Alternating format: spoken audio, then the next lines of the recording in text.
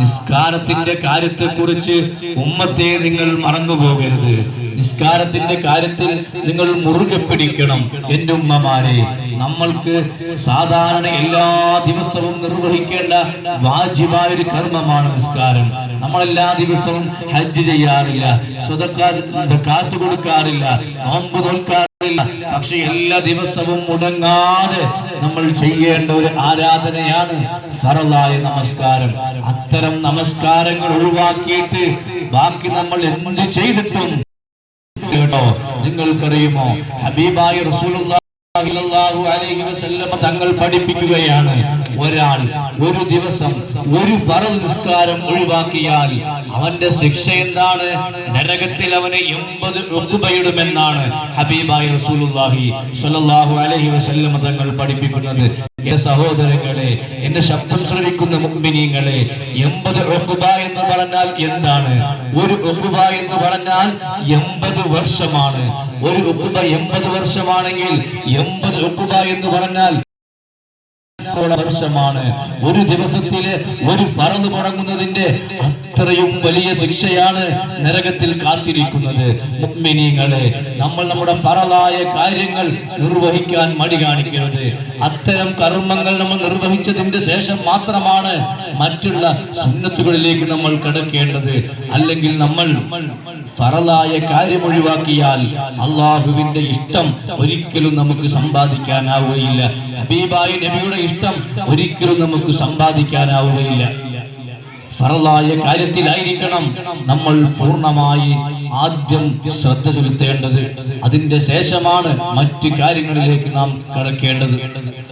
അതുകൊണ്ട് നിസ്കാരത്തിന്റെ കാര്യം വളരെ വൈകിക്കൊണ്ട് ഇന്ന് മഹ്ലറത്തുൽ ബദരിയും പ്രസംഗവും ദുആയും ഒക്കെ കഴിഞ്ഞുകൊണ്ട് വളരെ ക്ഷീണിച്ചുകൊണ്ട് ഉറക്കം വന്ന് വീട്ടിലേക്ക് പോകുമ്പോ എന്റെ ഉമ്മമാര് മറക്കരുത്, ഇശാ നമസ്കരിച്ചിട്ടേ ഉറങ്ങാവൂ.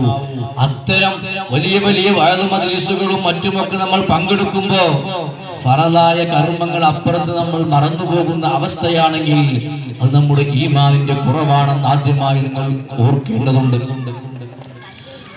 ഞാൻ നിങ്ങളെ ഓർമ്മപ്പെടുത്തുന്നത്, ഇത്തരം ഫറളായ കാര്യങ്ങൾ നമുക്ക് ചെയ്യണമെങ്കിൽ നമ്മുടെ മനസ്സിലേക്ക് ഒരു കാര്യം വരേണ്ടതുണ്ട്.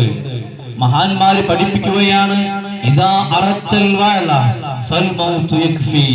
മരണം എന്ന ചിന്ത നമ്മുടെ മനസ്സിന്റെ ഉള്ളിലേക്ക് പ്രവേശിച്ചാൽ എന്നാൽ മാത്രമാണ് നമുക്ക് ഇത്തരം കർമ്മങ്ങളിൽ ശ്രദ്ധയൂന്നാൻ കഴിയുകയുള്ളൂ.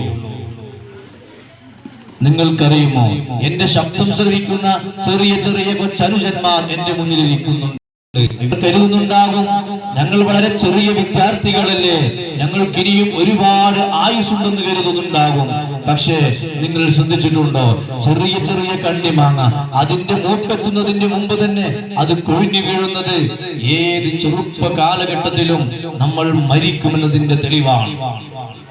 നല്ല ആരോഗ്യമുള്ള യുവത്വത്തിലുള്ള എന്റെ ശബ്ദം ശ്രവിക്കുന്ന മുഅ്മിനീങ്ങളെ, യുവത്വകാലത്തിലും നമ്മുടെ ആത്മാവിനെ അല്ലാഹു പിടിച്ചെടുക്കാൻ സാധ്യതയുണ്ട്. എത്രയെത്ര മരണങ്ങളാണ് ഓരോ ദിവസം നമ്മൾ കേട്ടുകൊണ്ടിരിക്കുന്നത്. യുവാക്കളൊക്കെ മരണപ്പെടുന്ന ഒരു പ്രത്യേക അവസ്ഥയാണ്. ഇന്ന് രാവിലെ സുബഹി നിസ്കരിക്കാൻ എഴുന്നേറ്റപ്പോൾ ഞാൻ ആദ്യം കേട്ടതൊരു മരണ വാർത്തയാണ്. മണ്ണാർക്കാട് പ്രദേശത്തുള്ള എന്റെ ഒരു സുഹൃത്ത്, അദ്ദേഹം ഒരു മുതഅല്ലിമാണ്, ഇൽമു പഠിക്കുന്ന വിദ്യാർത്ഥിയാണ്. ഇന്നലെ രാത്രി അദ്ദേഹം ഉറങ്ങിയതാണ്. ഇന്ന് നേരം വെളുത്തപ്പോ അദ്ദേഹം എഴുന്നേൽക്കുന്നില്ല. വെറും 18 വയസ്സുകാരനാണ്. ചിന്തിച്ചു നോക്കൂ നിങ്ങൾ, മരണത്തിന് പ്രായമില്ല. എന്റെ ശബ്ദം ശ്രവിക്കുന്ന താടിയും മുടിയും നരച്ച സഹോദരങ്ങളെ, നിങ്ങൾക്കറിയുമോ, ഒരു പഴത്തിന്റെ തൊലിയുടെ കളർ അതിന്റെ പച്ചയിൽ നിന്ന് മറ്റൊരു മഞ്ഞയിലേക്ക് മാറുമ്പോൾ ആ കുലയിൽ നിന്നത് പിഴുതെടുക്കാൻ സമയമായെന്ന് തെളിവാണ്. അതുപോലെ മരണം തൊട്ടടുത്തെത്തിയെന്നതിന്റെ തെളിവാണ്. ഇത്തരം നമ്മൾ പ്രകൃതികൾ തന്നെ ധാരാളം തെളിവുകൾ നമുക്ക് മുന്നിൽ നിരത്തുകയാണ്. അതുകൊണ്ട് ഞാൻ പറയട്ടെ, മരണമെന്നത് ശരിയാണ്, അത് ഉറപ്പുള്ളതാണെന്ന വിശ്വാസം നമുക്കെല്ലാവർക്കും ഉണ്ട്. ആ സത്യം നമുക്കെല്ലാവർക്കും അറിയാം. എന്നാൽ മരണത്തിന്റെ ശേഷമുള്ള ഒരു ജീവിതത്തിന് വേണ്ടി നാം എന്താണ് തയ്യാറാക്കിയിട്ടുള്ളത്? ആ ചോദ്യത്തിനാണ് നമ്മൾ ഉത്തരം കണ്ടെത്തേണ്ടത്. മരണത്തിന്റെ ശേഷം ഖബർ എന്ന് പറയുന്ന ഒരു ഒന്നാമത്തെ മൻസിലുണ്ട്, ഒന്നാമത്തെ വീടുണ്ട്. ഉസ്മാൻ തങ്ങൾ ഖബർ എന്ന് കേട്ടാൽ പൊട്ടിക്കരയുമായിരുന്നു. നമുക്ക് ഖബർ എന്ന് കേൾക്കുമ്പോ ആ ഒരു ഭയം നമ്മുടെ ഉള്ളിലില്ല. നരകമെന്ന് കേൾക്കുമ്പോ നമുക്കൊരു ഭയം കാണുന്നില്ല.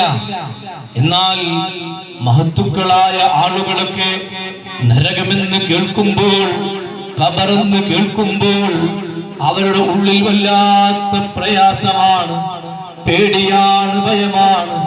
നിങ്ങൾക്കറിയുമോ, സുഫിയാൻ സൗരി റളിയല്ലാഹു അൻഹു ഒരു ദിവസം ഇശാ നിസ്കാരം കഴിഞ്ഞുകൊണ്ട് സുന്നത്ത് നമസ്കരിക്കുകയാണ്.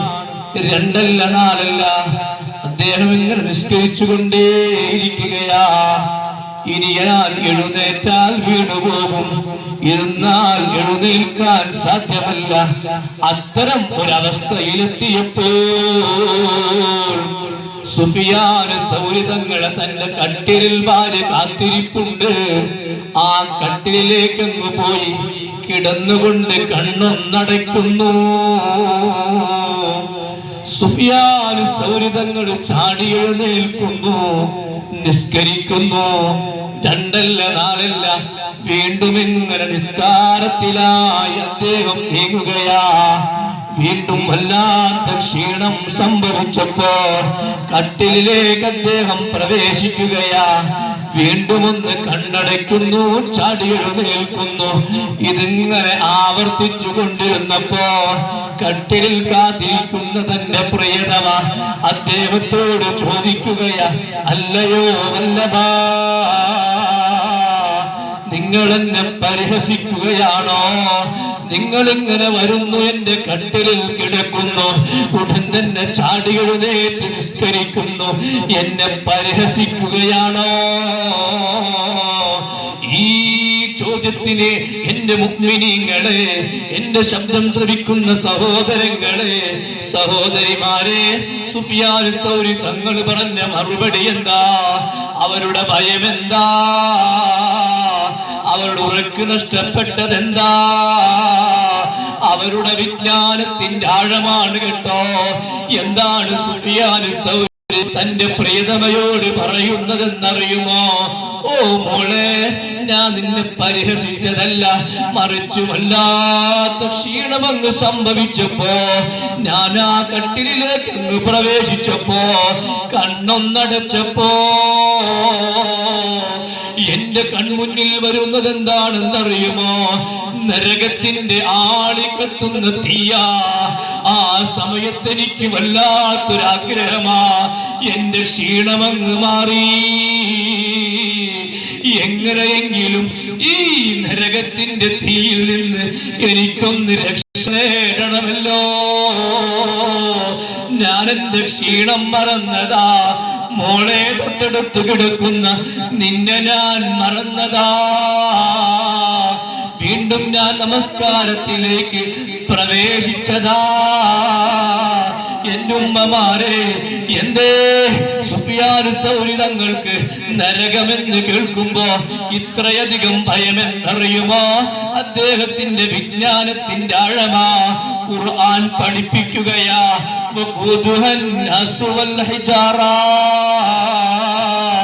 ആ നരകത്തിലുള്ള തീ ഏതാണെന്നറിയുമോ? ആ തീയിനുള്ള വിറകേതാണെന്നറിയുമോ? മനുഷ്യരാ. കഴിഞ്ഞില്ല, ഖുർആൻ പറയുകയാ, കല്ലുകളാണ്, പാറക്കല്ലുകളാണ്, ബിംബങ്ങളാണ്. ഓ മുഅ്മിനീങ്ങളെ, ഈ ദുനിയാവിൽ നിങ്ങൾ തീയിനെത്ര ശക്തി കൂട്ടിയാലും ഒരു കല്ല് കത്തുമോ? എന്നാൽ നരകത്തിന്റെ വിറക് തന്നെ കല്ലാണെന്ന് പറയുമ്പോ ആ തീയിന്റെ കാഠിന്യം ഒന്നോർക്കണേ. നിങ്ങൾക്കറിയുമോ നരകത്തിന്റെ തീയിലയങ്ങ് കത്തിക്കപ്പെട്ടു, 1000 വർഷം കത്തിക്കപ്പെട്ടു, പിന്നെയും 1000 വർഷം കത്തിക്കപ്പെട്ടു, വീണ്ടും 1000 വർഷം കത്തിക്കപ്പെട്ടപ്പോ നരകം തന്നെ നരകത്തിന്റെ ചൂട് സഹിക്കാൻ വയ്യാതെ അല്ലാഹുവിനോട് പരാതി പറഞ്ഞു കേട്ടോ. മുത്തുനബി പഠിപ്പിക്കുകയാ, നരകം അല്ലാഹുവിനോട് പരാതി പറയുകയാ. എന്റെ ഉമ്മമാരെ, നരകമെന്ന് കേൾക്കുമ്പോ ചൂടുള്ള നരകം മാത്രമുള്ളെന്ന് കരുതരുത്, തണുപ്പുള്ള മറ്റൊരു നരകവുമുണ്ട്.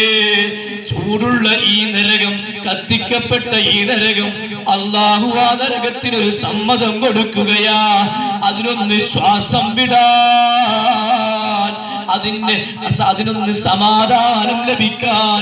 അത്തരമുള്ള നരകത്തിന്റെ ചൂടുകൊണ്ടാ, ആ നരകമിടുന്ന ശ്വാസം കൊണ്ടാ ഈ ചൂടുകാലത്ത് അതിന്റെ ചെറിയൊരു ചൂട് നമുക്ക് ഏൽക്കുന്നതെങ്കിൽ ഈ ചെറിയ ചൂട് പോലും നമുക്ക് സഹിക്കാൻ വയ്യെങ്കിൽ എന്റെ ഉമ്മമാരെ, അത്രയും ശക്തമായ നരകത്തിന്റെ തീയിനെ കുറിച്ചുള്ള ആഴത്തിലുള്ള അറിവ് സുഫിയാൻ സൗരി തങ്ങളുടെ ഉറക്കമങ്ങ് കളഞ്ഞു.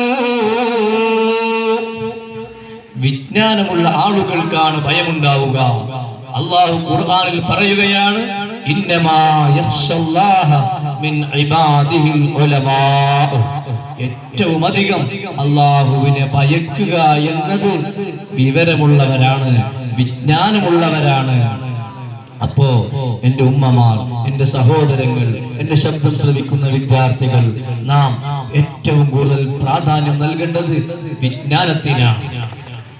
ഇസ്ലാം വളരെയധികം പ്രോത്സാഹിപ്പിച്ച കാര്യമാണ് വിജ്ഞാനം നേടുക. ഖുർആൻ എപ്പോഴും നമ്മെ ഓർമ്മപ്പെടുത്തിക്കൊണ്ടിരിക്കുന്നത് അഫലാ തഖിലൂൻ യാ ഉലുൽ അൽബാബ്.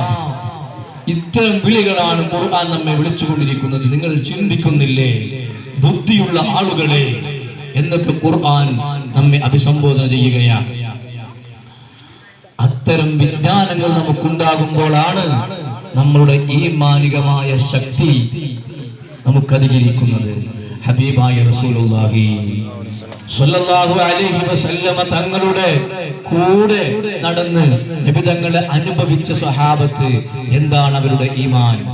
നബി തങ്ങളെ ഒരു സെക്കൻഡ്, വളരെ ചുരുങ്ങിയ സമയം നബി തങ്ങളുമായി ഒരുമിച്ച് കൂടിയ ഒരു സ്വഹാബി, ആ സ്വഹാബിക്ക് ഈ ഭൂമി സ്വഹാബിയല്ലാത്ത മുഴുവൻ ആളുകൾ ഒരുമിച്ച് കൂടിയാലും ആ സ്വഹാബിയുടെ ഈമാനിന്റെ ബലം ലഭിക്കുകയില്ല എന്ന് പണ്ഡിതന്മാർ പഠിപ്പിക്കുകയാണ്. ഹബീബായ തങ്ങൾ ലക്ഷക്കണക്കിന് അത്ഭുതങ്ങൾ കാണിച്ചു, ചന്ദ്രനെ പിളർത്തി കാണിച്ചു, കൈവിരലുകളിൽ നിന്ന് വെള്ളം പുറപ്പെടുവിച്ചു. ഇതുപോലെ എന്തൊക്കെ അത്ഭുതങ്ങളാണ് ഹബീബായ റസൂലുള്ളാഹി സ്വല്ലല്ലാഹു അലൈഹി വസല്ലം തങ്ങൾ കാണിച്ചതെന്നറിയുമോ? ഇതൊക്കെ നബി തങ്ങൾ കാണിച്ചതെന്തിനാ? അല്ലാഹു ഉണ്ടെന്ന് പറയാനാണ്, അല്ലാഹുവിനെ ആരാധിക്കണമെന്ന് പറയാനാണ്, ഞാൻ അല്ലാഹുവിന്റെ പ്രവാചകനാണെന്ന് സമർത്ഥിക്കാനാണ്. മുഅ്മിനീങ്ങളെ, ഹബീബായ റസൂലുള്ളാഹി സ്വല്ലല്ലാഹു അലൈഹി വസല്ലം തങ്ങൾ നിസ്കാരത്തിന്റെ പ്രാധാന്യത്തെ പറ്റി പറയുമ്പോ വാജിബായ കാര്യങ്ങൾ മുറുകെ പിടിക്കേണ്ടത് നമുക്ക് അത്യാവശ്യമാണ്. ജീവിതത്തിൽ സമാധാനം ലഭിക്കണമെങ്കിൽ, സന്തോഷം ലഭിക്കണമെങ്കിൽ ഇസ്ലാമിന്റെ വിധിവിലക്കുകൾ പൂർണ്ണമായി അനുസരിച്ചേ മതിയാകൂ. ഇന്ന് ലോകത്ത് കണ്ടുകൊണ്ടിരിക്കുന്ന മുഴുവൻ തിന്മകളുടെ പുറകിലും നിങ്ങളൊന്ന് ചിന്തിച്ചു നോക്ക്. ഇസ്ലാമിന്റെ വിധിവിലക്കുകൾ അനുസരിക്കുന്നുവെങ്കിൽ ഇത്തരം വലിയ വലിയ പ്രശ്നങ്ങളൊന്നും തന്നെ ഉണ്ടാവില്ലായിരുന്നു. എന്തൊക്കെയാണ് നമ്മൾ പത്രമാധ്യമങ്ങളിൽ ഓരോ ദിവസവും നമ്മൾ കണ്ടുകൊണ്ടിരിക്കുന്നത്. 2025 തുടങ്ങിയത് മുതൽ ഇന്ന് വരെ കൊലപാതകമില്ലാത്ത, പിടിച്ചുപറിയില്ലാത്ത, തെമ്മാടിത്തരങ്ങളില്ലാത്ത ഒരു പത്രം നിങ്ങൾ കണ്ടിട്ടുണ്ടോ? ഒരു അല്പസമയം നിങ്ങൾ ഒരു വാർത്താ ചാനലിന്റെ മുന്നിലിരിക്കുകയാണെങ്കിൽ ഇത്തരം പ്രവർത്തികളില്ലാത്ത ഒരു ദിവസം നിങ്ങൾ ശ്രദ്ധിച്ചിട്ടുണ്ടോ? അത്രയും മോശമായി വരികയാണ് ഓരോ ദിവസങ്ങളുമെന്ന് നാം മനസ്സിലാക്കേണ്ടതുണ്ട്. കഞ്ചാവിനെ, ലഹരിക്ക് അടിമപ്പെട്ടുകൊണ്ടിരിക്കുകയാണ് യുവത്വം.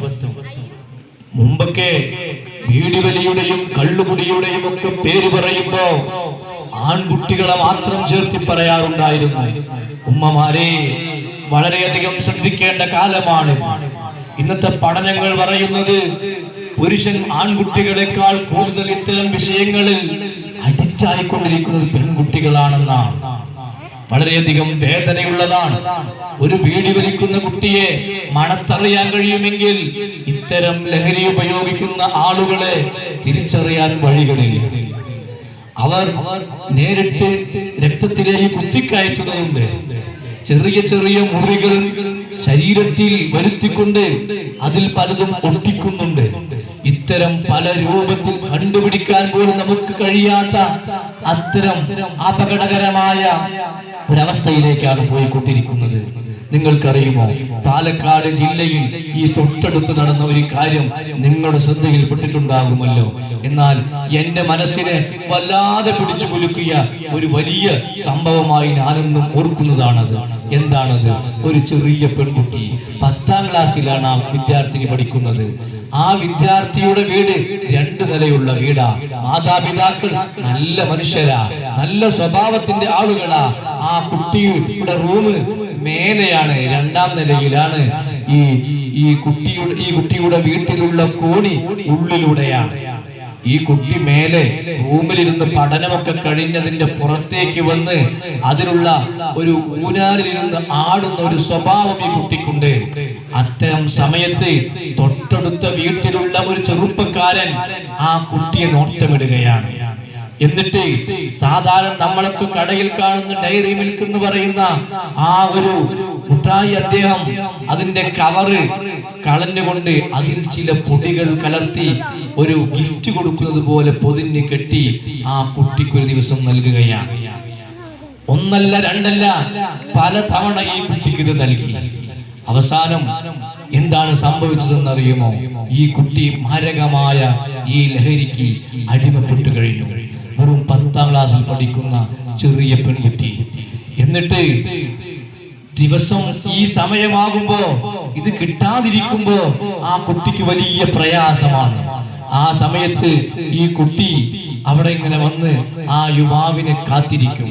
ഒരു ദിവസം അദ്ദേഹം പറഞ്ഞു, ആ ചെറുപ്പക്കാരൻ പറഞ്ഞു, ഇന്ന് ഞാൻ അങ്ങോട്ട് എറിഞ്ഞു തരുകയില്ല, പകരം നീ ഇങ്ങോട്ട് ഇറങ്ങി വരണം. ആ സമയത്ത് ആ മകള് പറഞ്ഞു, ആ പെൺകുട്ടി പറഞ്ഞു, എനിക്ക് വരാൻ കഴിയില്ല, ഉള്ളിലൂടെ വരണം, വീട്ടുകാരറിയും. ആ സമയത്ത് നമ്മുടെ പാലക്കാട് ജില്ലയിൽ നടന്നതാണ് സഹോദരങ്ങളെ.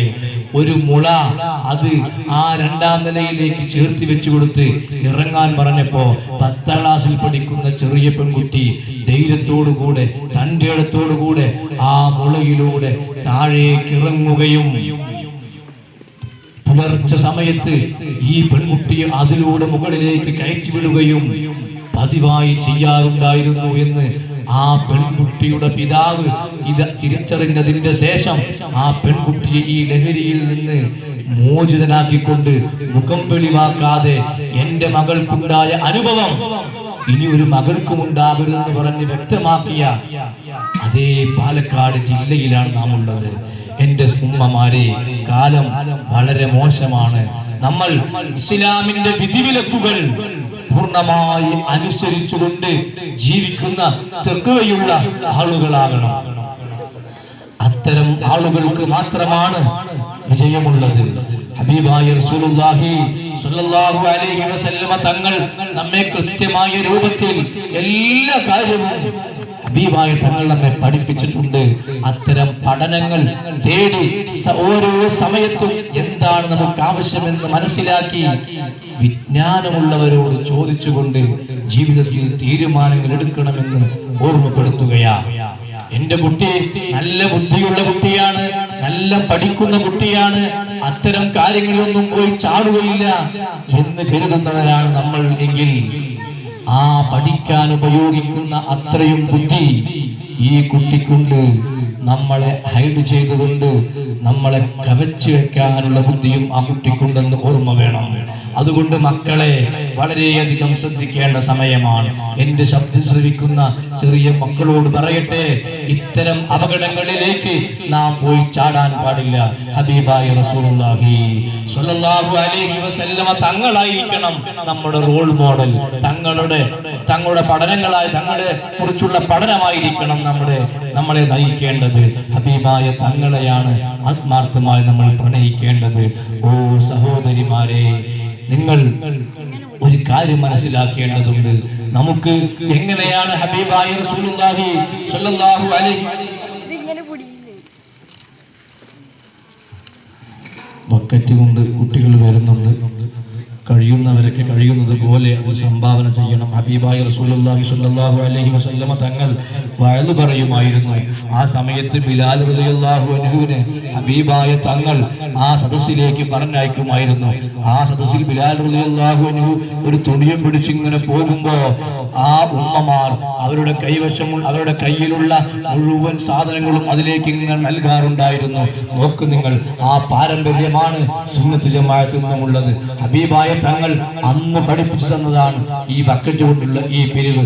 ഹബീബായ തങ്ങളോട് ഉഹദ് മല ഒരിക്കൽ ചോദിക്കുകയുണ്ടായി, നബിയെ ഞാൻ അങ്ങ് സ്വർണമായി തരട്ടെ നബിയെ? നബി പറഞ്ഞു, വേണ്ട. അങ്ങനെ ഒരു ഉഹദ് മല സ്വർണമായി തന്ന ഈ സ്വതക്ക ചെയ്യുന്നതിന്റെ കൂലി ഈ ആളുകൾക്ക് ലഭിക്കില്ലല്ലോ. അതുപോലെ മുഅ്മിനീങ്ങളെ, ദീനീപരമായ വിജ്ഞാനങ്ങൾക്കും അതിനുവേണ്ടിയുള്ള പ്രവർത്തനങ്ങൾക്കുമാണ് ഇത്തരം ബക്കറ്റ് കൊണ്ടുവരുന്നത്. അതിനൊക്കെ നിങ്ങൾ കണ്ടറിഞ്ഞ് സഹായിക്കണമെന്ന് ഓർമ്മപ്പെടുത്തുകയാണ്. ഹബീബായ റസൂലുള്ളാഹി സ്വല്ലല്ലാഹു അലൈഹി വസല്ലമ തങ്ങളെയാണ് നമ്മൾ പ്രണയിക്കേണ്ടത്. തങ്ങളെയാണ് നാം റോൾ മോഡലാക്കേണ്ടത്. നമുക്ക് എത്രയെത്ര പ്രയാസങ്ങൾ അനുഭവിച്ചിട്ടാണ് നമ്മുടെ മുൻഗാമികൾ നമുക്ക് ദീൻ കൈമാറിയത്. നിങ്ങൾക്കറിയുമോ ഉമ്മമാരെ, ബീവി ആസിയ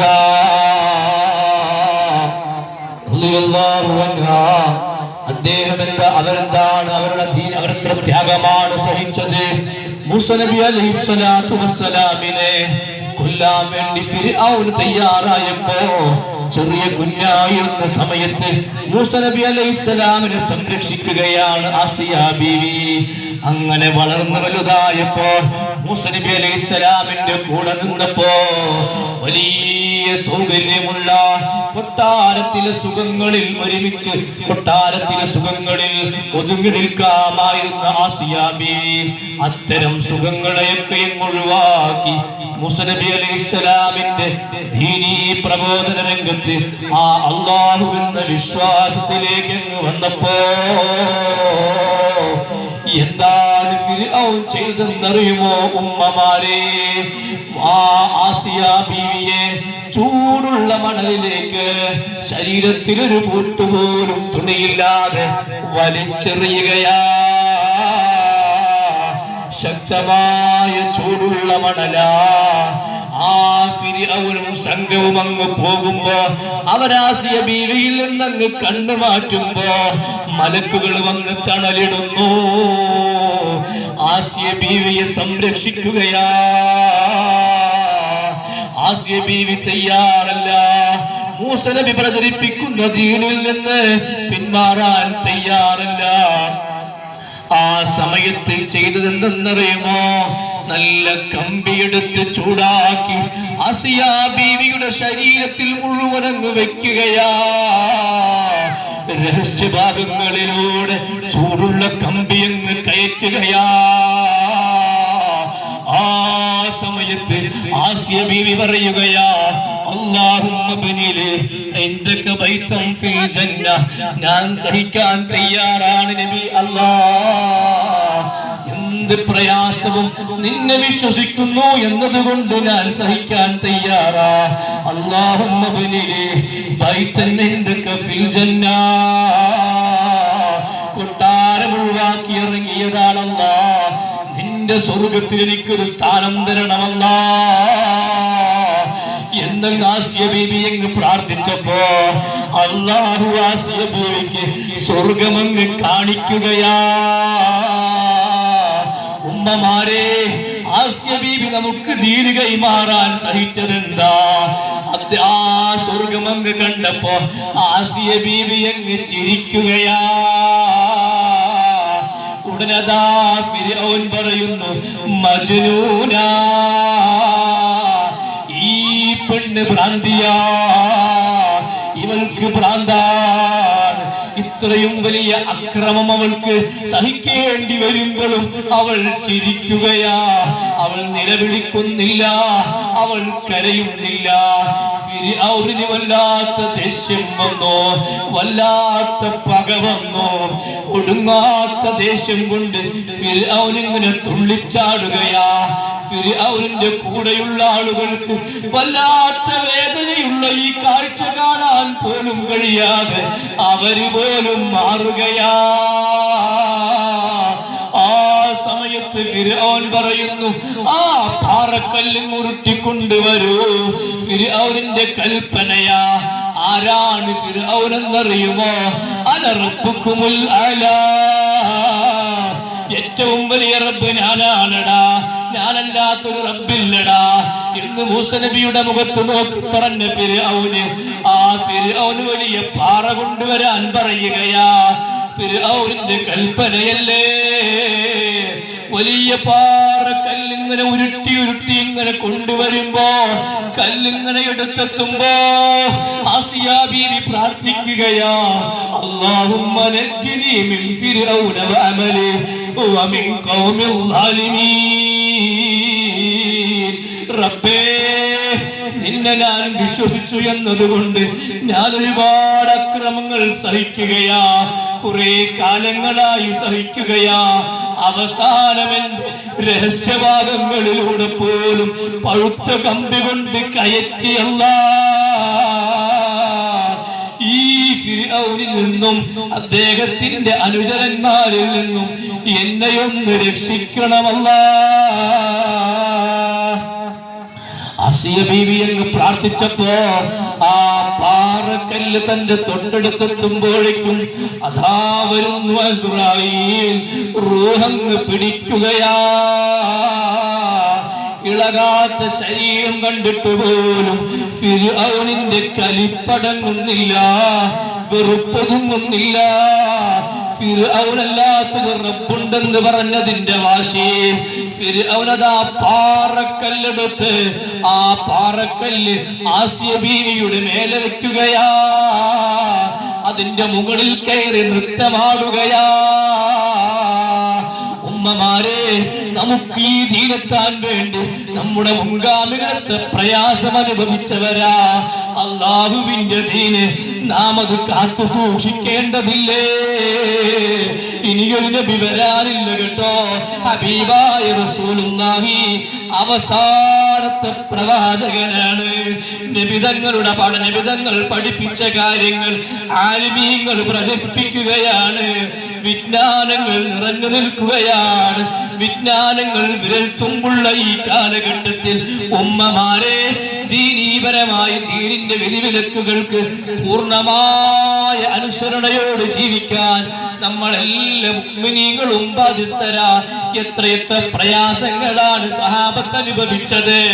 ജീവിതം തന്നെ അവർ ദീനിനു വേണ്ടി കൊടുത്തില്ലേ? യുദ്ധങ്ങളിലേക്ക് അവർ എടുത്തിട്ടില്ലേ? അവരുടെ ആ യുദ്ധത്തിൽ അവർ മരണപ്പെടുമെന്ന് ഉറപ്പുണ്ടായിട്ട് പോലും ഭയന്ന് പിന്മാറിയില്ലല്ലോ. എന്താണെന്നറിയുമോ? നമ്മുടെ കരങ്ങളിലേക്ക് ആ ദീനിനെ എത്തിക്കാൻ അവരെത്ര പ്രയാസങ്ങളാണ് അനുഭവിച്ചത്. അതുകൊണ്ട് അത്തരം പ്രയാസങ്ങൾ അനുഭവിച്ച ധാരാളം വിലമതിക്കുന്ന ധാരാളം ജീവിതം വലിയ വലിയ മഹത്തുക്കൾ ദീനിനു വേണ്ടി ചിലവഴിച്ചത് വലിയ വലിയ അവരുടെ വിലപ്പെട്ട ജീവിതങ്ങളാണ്. അത്തരം ആ മഹത്വമുള്ള ദീനിനെ നമ്മൾ വികൃതമാക്കിക്കൂടാ. എന്റെ സഹോദരങ്ങളെ, പത്രങ്ങളിൽ വരുന്ന വാർത്തകളിൽ കഞ്ചാവിന്റെയും മയക്കുമരുന്നിന്റെയും കേസുകൾ എടുത്തു നോക്കുമ്പോ ഒരു സ്ഥലത്തെങ്കിലും ആ കൂട്ടത്തിൽ ഒരാളുടെ പേരെങ്കിലും ഹബീബായ റസൂലുള്ളാഹി സ്വല്ലല്ലാഹു അലൈഹി വസല്ലമ തങ്ങളുടെ സ്വഹാബത്തിന്റെയോ അല്ലെങ്കിൽ ഹബീബായ തങ്ങൾ വലിയ മഹത്വമായി പറഞ്ഞ പേരുകളിൽ ഇത്തരം പേരുകൾ കാണാം. നിങ്ങളൊന്ന് ചിന്തിച്ചു നോക്ക്. മാതാപിതാക്കൾ വളരെ സന്തോഷത്തോടുകൂടെ മഹത്തുക്കളുടെ പേര് നൽകിയത് ഇവരൊന്ന് നന്നായി കാണാനുള്ള ആഗ്രഹം കൊണ്ടാണെങ്കിൽ ആ പേരിനെ തന്നെ വിലയില്ലാതാക്കുന്ന പ്രവർത്തനങ്ങൾ നമ്മിൽ നിന്ന് വന്നുകൂടാ. അതുകൊണ്ട് അത്തരം വിഷയങ്ങൾ നാം ശ്രദ്ധിക്കേണ്ടതുണ്ട്. നമ്മുടെ കൂട്ടുകെട്ടുകൾ വിദ്യാർത്ഥികൾ പ്രത്യേകം ശ്രദ്ധിക്കേണ്ടതുണ്ട്. വിദ്യാർത്ഥികളെ മാത്രം ലക്ഷ്യം വെച്ച് വലിയ വലിയ സംഘങ്ങളുണ്ട്. കഴുകന്റെ കണ്ണുകളുമായി അവർ നിങ്ങളെ നോക്കിയിരിക്കുകയാണ്. അത്തരക്കാരുടെ കെണിവലകളിൽ നമ്മൾ പോയി പെട്ടുകൂടാ. ഹബീബായ റസൂലുള്ളാഹി സ്വല്ലല്ലാഹു അലൈഹി വസല്ലം തങ്ങളെ നമുക്കൊന്ന് കാണണം. നബി തങ്ങളുടെ സ്വപ്നത്തിലും യത്നത്തിലും മഹത്തുക്കളായ ആളുകൾ എത്രയോ ആളുകൾ കണ്ടവരുണ്ട്. ദിവസവും നബി തങ്ങളുടെ സ്വപ്നം കണ്ട മഹത്തുക്കളുണ്ട്. നമുക്കെന്തേ ഹബീബായ തങ്ങളെ ഒന്ന് കാണാൻ കഴിയാത്തത്? എന്തേ ഹബീബായ തങ്ങളെ ഒന്ന് കാണണമെന്ന ആഗ്രഹം പോലും ഇല്ലാത്തത്? നമുക്കതെത്ര വിദൂരമാ. ഉമ്മമാരെ, എന്റെ ശബ്ദം ശ്രവിക്കുന്ന സഹോദരങ്ങളെ, നമ്മുടെ മനസ്സുണ്ടല്ലോ, ആ മനസ്സ് നമ്മളൊന്ന് ശുദ്ധിയാക്കേണ്ടതുണ്ട്. കാരണം എന്താ? ത്വാഹിറായ നബിയ മനസ്സിലങ്ങ് വരണമെങ്കിൽ നമ്മുടെ ഹൃദയം മാലിന്യമായി കൂടാ. ശുദ്ധിയുള്ള ഹൃദയത്തിലാണ് ഹബീബ് വരികയുള്ളൂ കേട്ടോ. അത്തരം നല്ല ശുദ്ധിയുള്ള ഹൃദയങ്ങളിൽ അല്ലാഹു നമ്മെ ഉൾപ്പെടുത്തി അനുഗ്രഹിക്കുമാറാവട്ടെ. നമ്മുടെ നാവും നമ്മുടെ ശരീരവും നമ്മുടെ ചിന്തയും നമ്മുടെ മുഴുവൻ അവയവങ്ങളും കൃത്യമായ രൂപത്തിലാണ് നമ്മൾ ഉപയോഗിക്കേണ്ടത്. നമ്മളെ കൊണ്ട് ഒരാൾക്കും ഒരു വേദന ഉണ്ടാവാൻ പാടില്ല, ഒരു നാണക്കേടുണ്ടാവാൻ പാടില്ല. നമ്മൾ മുഖേന ആർക്കെങ്കിലും വല്ല പ്രയാസവും സംഭവിച്ചാൽ അതിന് ചെറുതല്ല, വലിയ വില നൽകേണ്ടി വരും. നിങ്ങൾക്കറിയുമോ?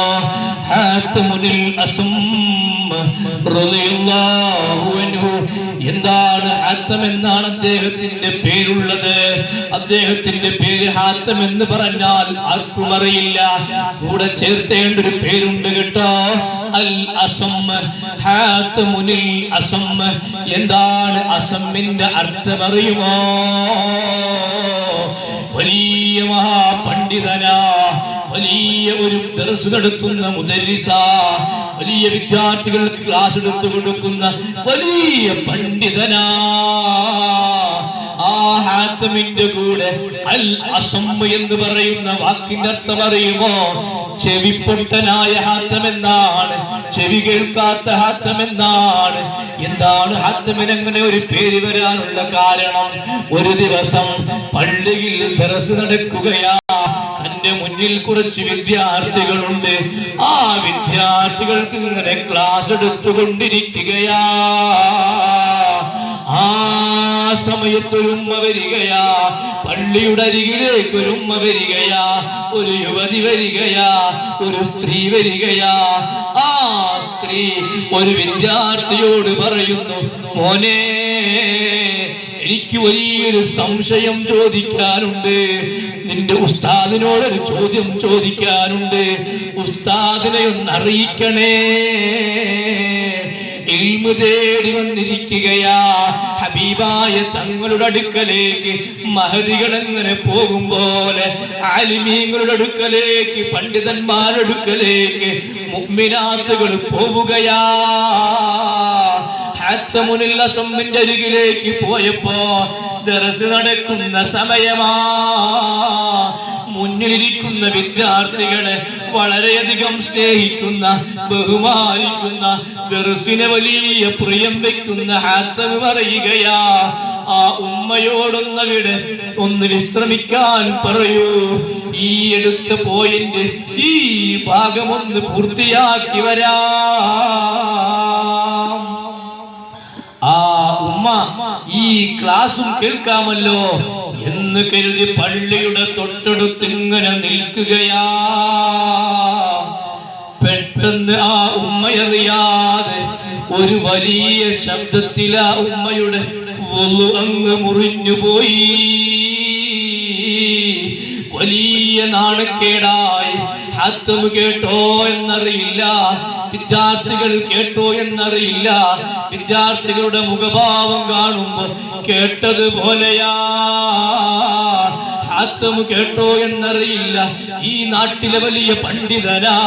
ഹാത്തമിന്റെ മുന്നിൽ വഷളാകുമോ എന്ന ഭയമാ. ആ ഉമ്മ എന്ത് ചെയ്യണമെന്നറിയാതെ തിരിഞ്ഞങ്ങു പോയാലോ എന്ന് ചിന്തിക്കുന്ന സമയം ഹാത്തമിന് ആ ഉമ്മയുടെ പ്രശ്നം മനസ്സിലായി. ഹാത്തമതാ വേഗമാ ക്ലാസ് അവസാനിപ്പിക്കുകയാ. ആ ഉമ്മയോട് ചോദ്യം ചോദിക്കാൻ ആവശ്യപ്പെടുകയാ.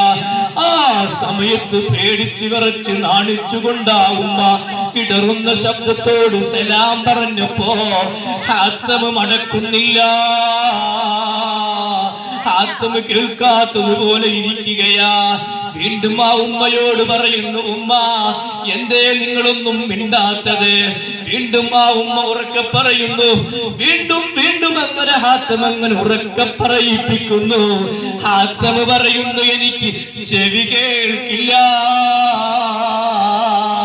ഹാത്തമങ്ങ് ഉമ്മയെ സന്തോഷിപ്പിക്കാൻ ഒരു കളവ് പറയുകയാ. ഉമ്മാക്ക് വലിയ സന്തോഷമായി. ഹാത്തമിന് ചെവി കേൾക്കില്ലെന്നറിഞ്ഞപ്പോ സന്തോഷമായി. വലിയ ശബ്ദത്തിലാ ഉമ്മ ചോദ്യം ചോദിക്കുകയാ. ഹാത്തം അതുപോലെ വലിയ ശബ്ദത്തിൽ ഉത്തരം പറയുകയാ. ഈ ഉസ്താദ് കാണിക്കുന്ന പ്രവൃത്തി ശിഷ്യന്മാർക്ക് മനസ്സിലാകുന്നില്ല.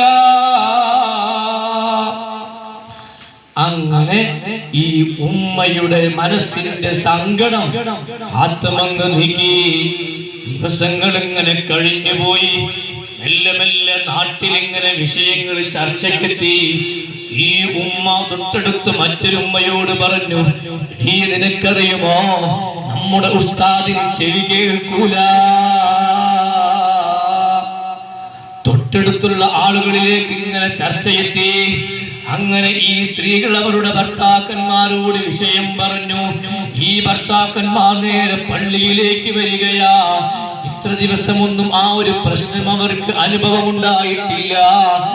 ഈ ഭർത്താക്കന്മാർ അടുത്ത് വന്നുകൊണ്ട് തന്റെ കൈ അവരുടെ ചുണ്ട് മറച്ചു പിടിച്ചുകൊണ്ട് ഉസ്താദിനോട് മെല്ലെ സലാം പറയുകയാ. അവര് കരുതുന്നത് ഇദ്ദേഹം ഇത്ര കാലം സലാം അടക്കിയത് പക്ഷേ ചുണ്ടനങ്ങുന്നത് കണ്ടുകൊണ്ടാവാം. ഈ പ്രവൃത്തി കണ്ടപ്പോ ബുദ്ധിമാനായ ഹാത്തമിന് കാര്യം പിടികിട്ടി. പക്ഷെ ഹാത്തം ഒരു കാര്യം ചെയ്തു. അഥവെങ്ങാനും ചെവി കേൾക്കുമെന്ന് തെളിയിച്ചാൽ ആ ഉമ്മ കളവ് പറഞ്ഞവളാണെന്ന് നാട്ടുകാര് കരുതും. മാത്രമല്ല അന്നുണ്ടായ ശബ്ദം കേട്ടതും കരുതും. വളരെ പ്രയാസമാവുമാക്കുണ്ടാകും. അന്ന് മുതൽ ഹാത്തം ചെവി പൊട്ടനായെന്ന് അഭിനയിച്ചു. ഹാത്തം മരിക്കുന്നത് വരെ ചെവി കേൾക്കാത്ത ഒരു വ്യക്തിയെ പോലെ ഉറക്കെ ഇങ്ങനെ ആളുകളെ കൊണ്ട് പറയിപ്പിച്ച് ചെവി പൊട്ടനായ ഹാത്തമുനിൽ അസം എന്ന് കിതാബുകളിലങ്ങ് പേര് വരുന്ന രൂപത്തിൽ ചെവി പൊട്ടനായ ഹാത്തമങ്ങ് ജീവിച്ചുപോയി. നോക്ക് നിങ്ങൾ, പണ്ഡിതന്മാരൊക്കെ ചിന്തിച്ചതെങ്ങനെയാ, സ്വാലിഹീങ്ങളൊക്കെ ചിന്തിച്ചതെങ്ങനെയാ. നമ്മൾക്കുള്ള മുഴുവൻ കഴിവ് കൊണ്ടും ഏത് രൂപത്തിലും ഒരാളുടെ പ്രയാസം ഇല്ലാതാക്കണം. അതിനുവേണ്ടി എന്ത് സഹിച്ചാലും, അതിനുവേണ്ടി എന്നെ ചെവിപൊട്ടനെന്ന് വിളിച്ചാലും ഭ്രാന്തനെന്ന് വിളിച്ചാലും അതിനൊക്കെ തയ്യാറായി കൊണ്ടായിരിക്കണം നമ്മുടെ ജീവിതം ഉണ്ടാകേണ്ടത്. എന്നാലും ഒരാൾക്കും നമ്മളിൽ നിന്ന് വാക്കുകൊണ്ടോ പ്രവൃത്തി കൊണ്ടോ മൗനം കൊണ്ടോ നമ്മിൽ നിന്നൊരു പ്രയാസം ഉണ്ടാകരുത്. വലിയ ഒരു പണ്ഡിതൻ ഒരു ദിവസം അറിയുകയാണ്, എന്നും അദ്ദേഹത്തിന് കുറ്റം പറയുന്ന, അദ്ദേഹത്തിന് ചീത്ത പറയുന്ന ഒരു വ്യക്തിയുണ്ടെന്നറിയുകയാ. ഉടനെ മനുഷ്യൻ ചെയ്തതെന്തെന്നറിയുമോ? ഒരു കടയിലങ്ങ് പോയി വലിയ ഒരു കവറിൽ ധാരാളം പഴങ്ങളങ്ങ് വാങ്ങി എന്നിട്ട് ഈ ചീത്ത പറയുന്ന ആളുടെ അരികിലേക്ക് അങ്ങ് പോയി കൊടുത്തു. എന്നിട്ട് പറയുകയാ, നീ എന്നെ വല്ലാതെ ചീത്ത പറയുന്നുണ്ടെന്നറിഞ്ഞല്ലോ, നീ എന്നെ വല്ലാതെ ഏഷണി പറയുന്നുണ്ടെന്നറിഞ്ഞല്ലോ, എനിക്കെതിരെ ഭീഷണിയുണ്ടെന്നറിഞ്ഞല്ലോ. പക്ഷെ മോനെ, ഇതിനൊക്കെ പ്രതിഫലമായി ഞാൻ ചെയ്ത തെറ്റുകൾ മുഴുവൻ നാളെ നീ അള്ളാഹുവിന്റെ കോടതിയിൽ ഏറ്റെടുക്കേണ്ടി വരും. അല്ലെങ്കിലോ നീ ചെയ്ത സൽക്കർമ്മങ്ങൾ മുഴുവൻ എന്നിലേക്ക് നൽകപ്പെടും. അന്ന് അള്ളാഹുവിന്റെ കോടതിയിൽ നിനക്ക് നൽകാൻ എനിക്കൊന്നുമില്ലല്ലോ. അതുകൊണ്ട് ഇന്ന് ഈ സമ്മാനമൊന്ന് വെച്ചോ. ഇതായിരുന്നു മഹത്തുക്കളായ ആളുകളുടെ സ്വഭാവം. ഇത്തരം നല്ല സ്വഭാവത്തിലേക്കാണ് നാം മാറേണ്ടത്. മുഅ്മിനീങ്ങളെ, പഴുത്തു നിൽക്കുന്ന മാങ്ങകളുള്ള മാവിലേക്ക് നമ്മൾ കല്ലുകൊണ്ടാണ് എറിയുന്നത്, അല്ലെങ്കിൽ തോട്ടി കൊണ്ടാണ് കുത്തുന്നത്. പകരം ആ മാവ് നമുക്ക് തരുന്നത് നല്ല സ്വാദിഷ്ടമായ പഴമാണ്.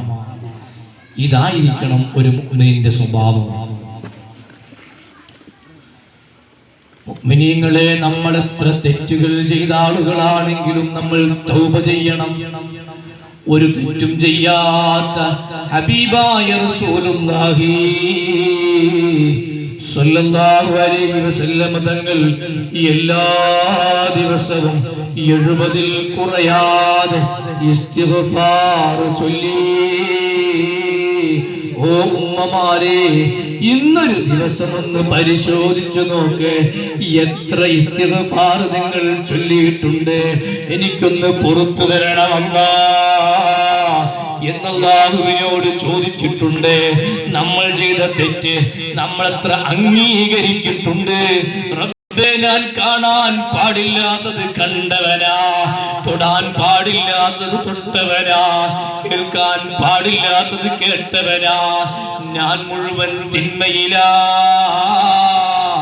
എനിക്ക് നീ നിന്റെ തൗബ നൽകണമല്ലാ, മാപ്പ് നൽകണമല്ലാ എന്ന ആത്മാർത്ഥമായി നമ്മൾ പറഞ്ഞവരെത്രയുണ്ട്.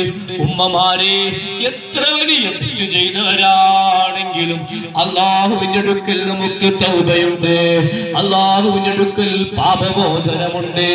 ഒരു ദിവസം ഒരാളിങ്ങനെ ഓടി വരികയാ.